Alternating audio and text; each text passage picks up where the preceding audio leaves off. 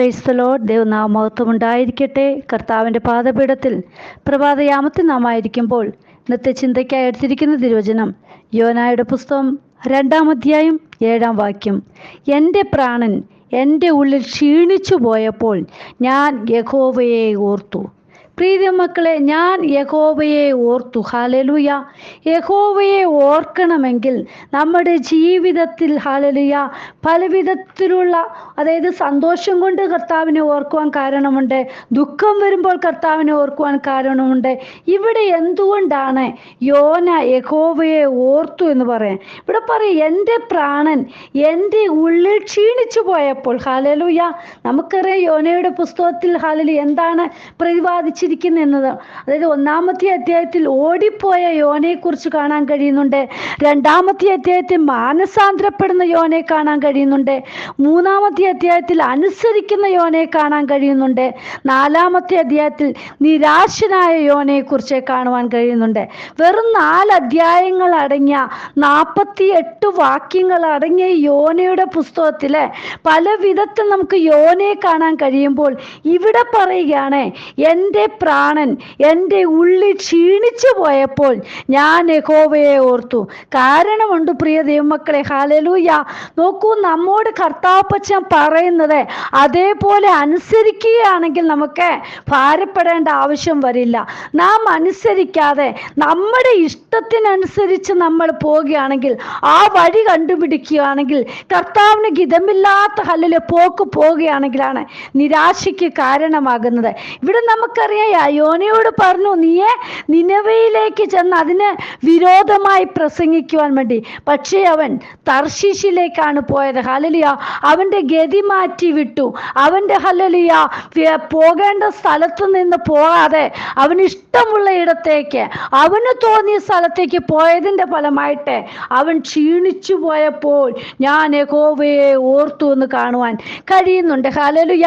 ആ 1-ാമത്തെ അധ്യായത്തിൽ നമുക്ക് യോനയെ കുറിച്ച് കാണുമ്പോൾ, അതായത് ഓടിപ്പോയ യോനയ്ക്ക് പറ്റിയതായിട്ടുള്ള എന്തൊക്കെയാണ് അവൻ്റെ ജീവിതത്തിൽ കുഴപ്പങ്ങൾ പറ്റിയ, എന്താണ് അവൻ മൂലം മറ്റുള്ളവർക്ക് പറ്റിയെന്ന് ആ 1-ാമത്തെ അധ്യായത്തിൽ കാണാം. അതായത് പരിചയപ്പെടുത്തുന്ന യോനെ, ഞാൻ യോനയാണെന്ന് കാണിച്ചു കൊടുക്കുന്നതായിട്ട് നമുക്ക് കാണുവാൻ സാധിക്കുന്നുണ്ട്. ഹല്ലേലൂയ. യേശുപ്പൻ്റെ ഹല്ലേലൂയ വാക്കനുസരിക്കാതെ ഇഷ്ടമുള്ളിടത്തേക്ക് പോകുമ്പോൾ നമുക്ക് നമ്മെ തന്നെ പരിചയപ്പെടുത്തണം. അല്ലാതെ ഉണ്ടല്ലോ, നമുക്കറിയാമല്ലോ, ചിലർ നമ്മുടെ അടുക്കലേക്ക് വരും. ഇന്ന ആളല്ലേ, ഇന്നടുത്ത് നിങ്ങൾ പ്രസംഗിച്ചതല്ലേ, ഇന്നടുത്ത് നിങ്ങളെ കണ്ടതാണല്ലോ എന്നെല്ലാം ഓർത്ത് നമ്മുടെ അടുക്കലേക്ക് വരുന്ന. ഇവിടെ നോക്കൂ, യോനയെ തന്നെ പരിചയപ്പെടുത്തേണ്ടതായിട്ട് വരുന്നുണ്ട്. ഹല്ലേലൂയ. അതെന്താണ്? അനുസരണക്കേട് കാണിച്ചതിൻ്റെ ഫലമായിട്ടാണ് കാണുക. അതായത് 9-ാമത്തെ വാക്യത്തിൽ പറയുന്നു, അതിന് അവൻ അവരോട്, ഞാനൊരു എബ്രായൻ, കടലും കരയും ഉണ്ടാക്കിയ സ്വർഗീയ ദൈവമായ യഹോവയെ ഞാൻ ഭജിച്ചു വരുന്നു എന്ന് പറഞ്ഞു. പ്രിയ മക്കളെ നോക്കൂ, ഹല്ലേലൂയ.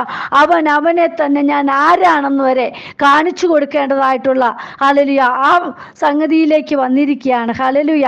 നോക്ക്, എന്നിട്ട് 12-ാം വാക്യത്തിൽ പറയാ, എൻ്റെ കുറ്റം കൊണ്ടാണ് നിങ്ങളെ, ആ 1-ാമത്തെ അധ്യായം നിങ്ങൾ വായിച്ചു നോക്കണം, അന്നേരം അറിയാം. 12-ാം അധ്യായം പറയാം, അവൻ അവരോട്, എന്നെ എടുത്ത് സമുദ്രത്തിൽ ഇട്ട് കളവീൻ, അപ്പോൾ സമുദ്രം അടങ്ങും. എൻ്റെ നിമിത്തം ഈ വലിയ കോൽ നിങ്ങൾക്ക് തട്ടിയിരിക്കുന്നു എന്ന് ഞാൻ അറിയുന്നു. ഹല്ലേലൂയ. നോക്കൂ, എൻ്റെ നിമിത്തമാണ് ഈ സമുദ്രത്തിൽ ഹല്ലേലൂയ ഇത്രയും കോലിളക്കങ്ങൾ വരുന്നത്. ഈ കപ്പൽ മുങ്ങുവാനൊക്കെ കാരണം ഞാൻ മുഖാന്തരമാണെന്ന് അവൻ തന്നെ പറയുക. ഹല്ലേലൂയ.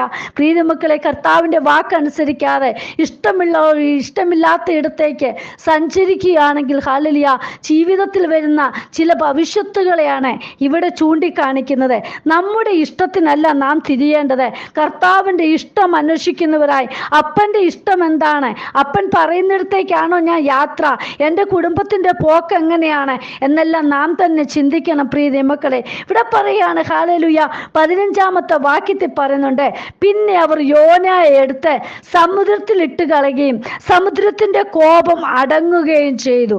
ഹല്ലേലൂയ. നോക്കൂ, ഒരുവനെ പറഞ്ഞ വാക്കനുസരിക്കാതെ ഹല്ലേലൂയ അവൻ്റെ ഇഷ്ടത്തിന് അനുസരിച്ച് അവൻ വന്നപ്പോൾ ആ സമുദ്രത്തിൽ സമുദ്രത്തിന്റെ അടിത്തട്ടിലേക്ക് അവനെ ഇട്ടുകളയേണ്ടതായ അവസ്ഥ. ഹല്ലേലൂയ. അപ്പോൾ അവർ യഹോവയെ അത്യന്തം ഭയപ്പെട്ടു. യഹോവയ്ക്ക് യാഗം കഴിച്ച് നേർച്ചകൾ നേർന്നു. യോനയെ വിഴുങ്ങേണ്ടതിന് യഹോവ ഒരു മഹാമത്സ്യത്തെ കൽപ്പിച്ചാക്കിയിരുന്നു. ഹല്ലേലൂയ. പ്രിയ മക്കളെ, നോക്കൂ, നമ്മുടെ അപ്പൻ നമ്മെ കൈവിടുകയില്ല. അവിടെ നമ്മെ കാത്തു സംരക്ഷിക്കും കേട്ടോ. ഹല്ലേലൂയ. പക്ഷേ ചിലതായിട്ടുള്ള നമുക്ക് എന്തെങ്കിലും അനുസരണക്കേട് കാണിച്ചതിന് നമ്മെ കാണിച്ചു തരും. നീ അത് ചെയ്തത് കൊണ്ടാണ്. പക്ഷെ നമ്മളെ മുക്കിക്കളകയില്ല. ഹല്ലേലൂയ. സമുദ്രത്തിന്റെ അടിത്തട്ടിൽ ഇട്ടപ്പോഴും അവിടെയും കാത്തു പരിപാലിക്കുവാൻ അവൻ ഹല്ലേലൂയ ഒരു വലിയ മത്സ്യത്തെ തന്നെ അവിടെ ആക്കിയിരുന്നു എന്ന് നമുക്ക് കാണാൻ കഴിയും. 2-ാമത്തെ അധ്യായത്തിലാണ് യോന മത്സ്യത്തിന്റെ വയറ്റിൽ വെച്ച് തൻ്റെ ദൈവമായ യഹോവയോട് പ്രാർത്ഥിച്ചു പറഞ്ഞത് എന്തെന്നാൽ, ഞാൻ എൻ്റെ കഷ്ടത നിമിത്തം യഹോവയോട് നിലവിളിച്ചു, അവൻ എനിക്ക് ഉത്തരം അരുളി. ഞാൻ പാതാളത്തിന്റെ വയറ്റിൽ നിന്ന് അയ്യം വിളിച്ചു, നീ എൻ്റെ നിലവിളി കേട്ടു. പ്രിയ മക്കളെ, നമ്മുടെ ജീവിതത്തിൽ ഹല്ലേലൂയ പ്രതിസന്ധികൾ കടന്നു വന്നേ ഒന്നും ഇനി കഴിയത്തില്ല എന്ന് പറയുമ്പോഴും കർത്താപ്പച്ചൻ നമ്മുടെ നിലവിളി കേൾക്കും, നമുക്ക് ഉത്തരം നൽകി തരും. ഹല്ലേലൂയ. നമ്മെ കൈവിടുകയില്ല. ഹല്ലേലൂയ. ഇവിടെ പറയാണ്, അവൻ പാതാളത്തിന്റെ വയറ്റിൽ നിന്ന് അയ്യം വിളിച്ചു, നീ എൻ്റെ നിലവിളി കേട്ടു. ഹല്ലേലൂയ.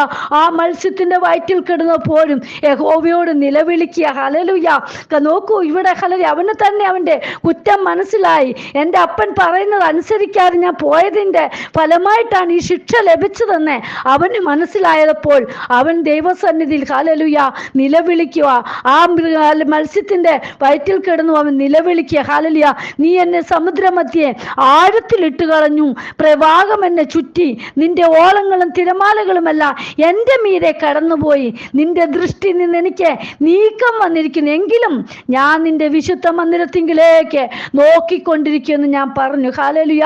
വെള്ളം പ്രാണനോളം എന്നെ വളഞ്ഞു, ആഴി എന്നെ ചുറ്റി, കടൽ പുല്ല് എൻ്റെ തലപ്പാവായിരുന്നു. ഞാൻ പർവ്വതങ്ങളുടെ അടിവാരങ്ങളോളം ഇറങ്ങി, ഭൂമി തൻ്റെ ഓടാമ്പലുകളാൽ എന്നെ സദാകാലത്തേക്ക് അടച്ചിരുന്നു. നീയോ എൻ്റെ ദൈവമായ യഹോവേ, എൻ്റെ പ്രാണനെ കുഴിയിൽ നിന്ന് കയറ്റിയിരിക്കുന്നു. പ്രിയ മക്കളെ, നോക്കൂ, ഹല്ലേലൂയ. നമ്മുടെ അപ്പൻ നമ്മുടെ പ്രാണനെ കുഴഞ്ഞ ചേറ്റിൽ നിന്ന്, നമ്മുടെ കാലിനെ ഹല്ലേലൂയ ചെളിയിൽ നിന്ന് എല്ലാം എവിടെ നിന്ന് വലിച്ചു കയറ്റണോ അവിടെ നിന്നെല്ലാം നമ്മളെ വലിച്ചു കയറ്റി നമ്മുടെ പ്രാണന് വേണ്ടുന്നതായ ഹല്ലേലൂയ ജീവൻ നൽകി തരുവാൻ കർത്താവ് ഒരുക്കമുള്ളതാ. ഹല്ലേലൂയ. ഇവിടെ പറഞ്ഞിട്ട് എൻ്റെ പ്രാണനെ കുഴിയിൽ നിന്ന് കയറ്റിയിരിക്കുന്നു. എൻ്റെ പ്രാണൻ എൻ്റെ ഉള്ളിൽ ക്ഷീണിച്ചു പോയപ്പോൾ ഞാൻ യഹോവയെ ഓർത്തു, ഇനി എന്നെ കൊണ്ടൊന്നും കഴിയത്തില്ലപ്പാ, എന്നോട് മനസ്സലിയണമേ, എന്നെ രക്ഷിക്കണമേ എന്ന് നിലവിളിക്കുന്ന യോന. ഹല്ലേലൂയ. പ്രിയ മക്കളെ, നമ്മുടെ അപ്പൻ നമ്മോട് എന്തു പറയുന്നു അതനുസരിച്ച് നടക്കുകയാണെങ്കിൽ നമുക്ക് സന്തോഷം അനുഭവിപ്പാൻ ഹല്ലേലൂയ ഇടയായിത്തീരും. നോക്കൂ, യോനയെ പോലെ നമ്മുടെ ഇഷ്ടത്തിനല്ല പ്രിയ മക്കളെ, അപ്പൻ്റെ ഇഷ്ടം മനസ്സിലാക്കി അതുപ്രകാരം ജീവിച്ചില്ലെങ്കിൽ നമുക്ക് മുന്നോട്ട് പോകാൻ കഴിയുകയില്ല. ഹല്ലേലൂയ. ദൈവസന്നിധി നമ്മെ തന്നെ സമർപ്പിക്കാം. കർത്താപ്പച്ച, ഞാൻ ക്ഷീണിച്ചു പോകുമ്പോഴും ഞാൻ ഏത് നിമിഷവും എൻ്റെ അപ്പനോടാണ് എനിക്ക് പറയുവാനുള്ളത്. കർത്താവേ എന്ന് പറഞ്ഞ് നമുക്ക് അപ്പൻ്റെ കരങ്ങളിലായിത്തീരാം. കർത്താവേ, അങ്ങയുടെ കരങ്ങളിലേക്ക് ഇന്ന് വചനം കേൾക്കുന്ന ഓരോ മക്കളെയും സമർപ്പിക്കുന്നു. യോനയെ പോലെ അനുസരണം കെട്ട് നടക്കുവാനല്ലപ്പാ ഞങ്ങൾ അനുദപിച്ച് ഹല്ലേലൂയ ദൈവസന്നിധി അപ്പൻ്റെ ഹല്ലേലൂയ വചനപ്രകാരം ജീവിപ്പാൻ സഹായിക്കണമേ. അങ്ങയുടെ കരങ്ങളിലേക്ക് സമ്പൂർണ്ണമായി സമർപ്പിക്കുന്നു. ഞങ്ങളെ ഒരുക്കത്തോടയക്കണം, നിത്യതയ്ക്ക് വേണ്ടി ഒരുങ്ങി കാത്തിരിപ്പാൻ, യഹോവയെ ഓർത്ത് ജീവിച്ച് മുന്നേറുവാൻ ഞങ്ങളെ ഓരോരുത്തരെയും സഹായിക്കണം. പ്രാർത്ഥന കേട്ടതിനായി സ്തോത്രം, യേശുവിൻ നാമത്തിൽ തന്നെ ആമേൻ. God bless you all. ബിനുവജു, മുംബൈ. ഹല്ലേലൂയ. സ്തോത്രം.